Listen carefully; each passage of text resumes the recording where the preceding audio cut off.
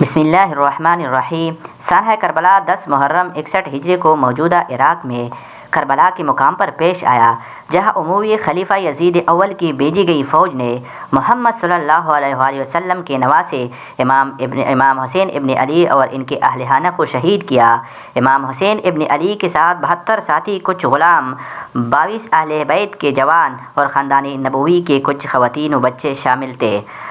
علی وقار صلح حسن کی شرائط کو پس پش ڈال کر معاویہ ابن سفیان نے اپنے بیٹے یزید ابن معاویہ کو اپنی جگہ جانشین نامزد کر کے اسی اصول دین کی خلاف ورزی کی اور اسلام میں بادشاہی نظام کی بنیاد رکھی تھی، جو کہ کسی طور پر رسول اللہ صلی اللہ علیہ وآلہ وسلم کی تعلیمات نہیں۔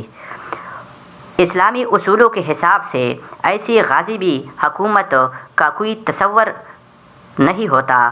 ابھی تک سرزمین حجاز میں ایسے کبائر صحابہ اور اکابرین موجود تھے جنہوں نے براہ راست نبی کریم صلی اللہ علیہ وآلہ وسلم کا دور دیکھا تھا، لہذا ان کے لیے معاویہ کی غلط روایت قبول کرنا ممکن نہ تھا۔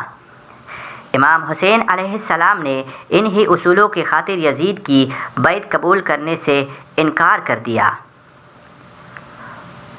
یزید کا ذاتی کردار ان تمام اوصاف سے عاری تھا جو امیر یا خلیفہ کے لیے شریعت اسلامیہ نے مقرر کیے ہیں۔ سیر و شکار اور شراب و شباب اس کے پسندیدہ و مشاغل تھے، لہذا ذاتی حیثیت سے کسی فاسق و فاجر کو بطور حکمران تسلیم کرنا امام حسین علیہ السلام کے لیے کسی طور پر ممکن ہو سکتا تھا۔ جب امام حسین علیہ السلام کوفے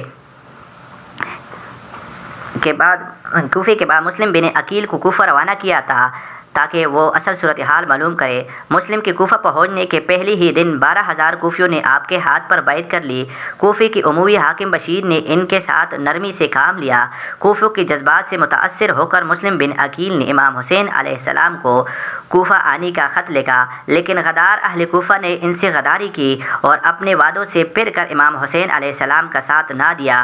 یزید کی بھیجی ہوئی افواج نے کربلا میں نواسۂ رسول امام حسین علیہ السلام کو، ان کے اہل خانہ اور اصحاب کو شہید کر دیا۔ مختصراً سا قافلہ 2 محرم الحرام 61 ہجری بمطابق 12 اکتوبر 680 کو کربلا کے میدان میں اترا۔ دوسری ہی روز عمر بن سعد 6,000 سپاہیوں کے ساتھ وہاں پہنچا۔ عمر بن سعد چونکہ امام حسین علیہ السلام سے لڑنے کا خواہشمند نہ تھا، اس لیے قرہ بن سفیان کو آپ کے پاس بھیجا۔ اے لوگو، جلدی نہ کرو، پہلے میری بات سن لو۔ مجھ پر تمہیں سمجھانے کا جو حق ہے اسے پورا کر لینے دو اور میرے آنے کی وجہ بھی سن لو۔ اگر تم میرا عذر قبول کر لو گے اور مجھ سے انصافی کرو گے تو تم انتہائی خوشبخت انسان ہوں گے، لیکن اگر تم اس کے لیے تیار نہ ہوئے تو تمہاری مرضی اور تمہارے شریک مل کر میرے خلاف زور لگا لو اور مجھ سے جو برتاؤ کرنا چاہتے ہو کر ڈالو۔ اللہ تعالیٰ میرا کارساز ہے اور وہی اپنے نیک بندوں کی مدد کرتا ہے۔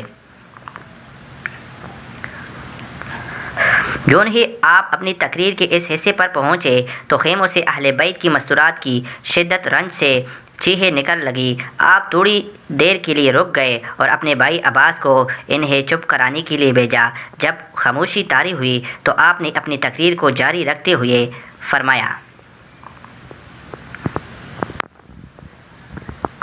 لوگو، تم میرے حسب و نسب پر غور کرو اور دیکھو کہ میں کون ہوں۔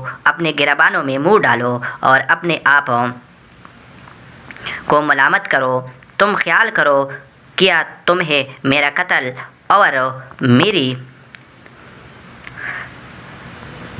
توہین زیب دیتی ہے؟ کیا میں تمہارے نبی کا نواسا اور ان کے چچیرے بھائی کا بیٹا نہیں، جنہوں نے سب سے پہلے اللہ تعالیٰ کی آواز پر لبیک کہا اور اس کے رسول صلی اللہ علیہ وسلم پر ایمان لائے؟ کیا سید الشہداء حضرت امیر حمزہ میرے والد کے چچا نہ تھے؟